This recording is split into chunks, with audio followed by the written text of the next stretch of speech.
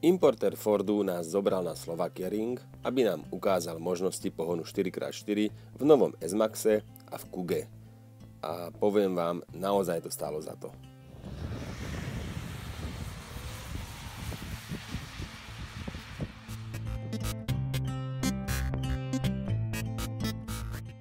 V tomto rozjazde do kopca na mokrom a veľmi šmiklavom povrchu jednoznačne vyhrával štvorkolka automat.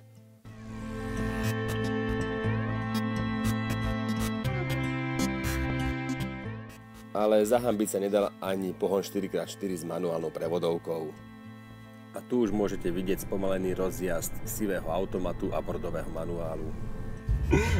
Nehrešíme? Nehrešíme teraz. Iba keď sa niečo stane. Ešte rýchlosť, ešte nižšiu názov. To je ono, druhý rýchlostný stupeň. No určite, jednotka. Bombí. Tak šale, teda rozdiel. Nejde to. Tu sme už sedeli v štvorkolke, ktorá sa parádne rozbehla a naozaj to bol rozdiel oproti predokolke.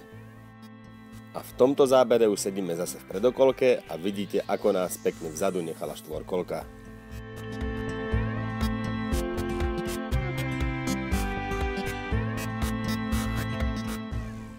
Nové Fordy s automatickým pripájaním zadnej nápravy krásne na animácii zobrazujú, ako sa práve prenáša krútiaci moment na predné či zadné kolesá.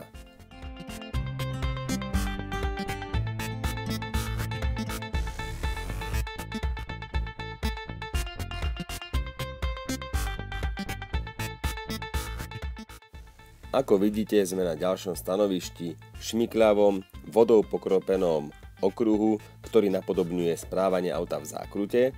No a skúšame nielen pohon 4x4, ale aj trakčnú kontrolu, ktorá je na S-Maxoch aj Kugách mimoriadne účinná. Dôležité je hlavne uvedomiť si, že v krízovej situácii stačí pustiť plyn a netreba skákať prudko na brzdu. Niekomu tento večerný zážitok nestačil a na šmiklavý okruh sa vrátil vyblázniť aj ráno.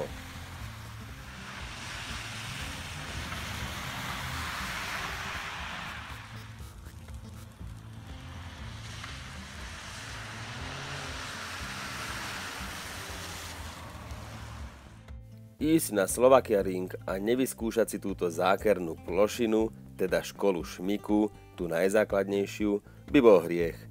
Tak sa poďte pozrieť, ako to vyzerá v praxi a hlavne, ako to nemá dopadnúť.